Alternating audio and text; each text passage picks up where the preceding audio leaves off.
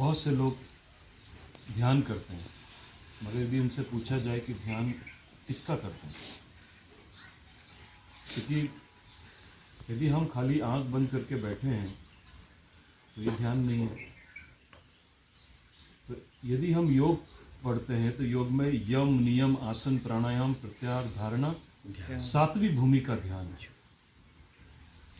तो सभी साधकों के लिए यह महत्वपूर्ण है कि ध्यान की अवस्था तक पहुंचने के लिए पहले ये 6 योग की भूमि को सही करना पड़ेगा। यम क्या है? सत्य, अहिंसा, अस्त्य, ब्रह्मचर्य, अपरिग्रह, सोच, संतोष, तप, स्वाध्याय, ईश्वर प्राणिधान। ये 5 यम और नियम जब मजबूत होते हैं तब सबसे पहले एक साधक कहाँ आता है? आसन में। आसन क्यों करना है? क्योंकि ध्यान यदि हम लगातार बैठ रहे हैं तो शरीर धीरे धीरे जो है रोगी होने लग जाएगा। क्यों रोगी होगा? क्योंकि अभी ध्यान की स्थिति नहीं है। तो जैसे ही हम बैठते हैं ना, उस समय हमारे शरीर के सभी जो अंदर ऑर्गन्स हैं, जो इंटरनल, वो धीमी गति में हो जाते हैं, क्योंकि हम फिजिकल एक्टिविटी नहीं कर रहे, हम शारीरिक कुछ भी अभ्यास नहीं कर रहे, तो रक्त का कोई संचार नहीं हो रहा शरीर में। अब रक्त धीमा हो गया। अब ऐसा साधक जो प्रारंभिक अवस्था में ध्यान की घटना को घटा रहा है, तो ध्यान लगेगा, मगर उसकी उस स्थिति तक पहुंचने से पहले ही उसके शरीर में अनेकों रोग आ जाएंगे। और जब अनेकों रोग आएंगे तो जहां ध्यान में उपलब्धता आनी चाहिए थी वहां ध्यान में बाधा आने लग जाएगी। अब देखो क्या बाधा आएगी ध्यान में। समझो कि मुझे पद्मासन बनाना है 3 घंटे के लिए।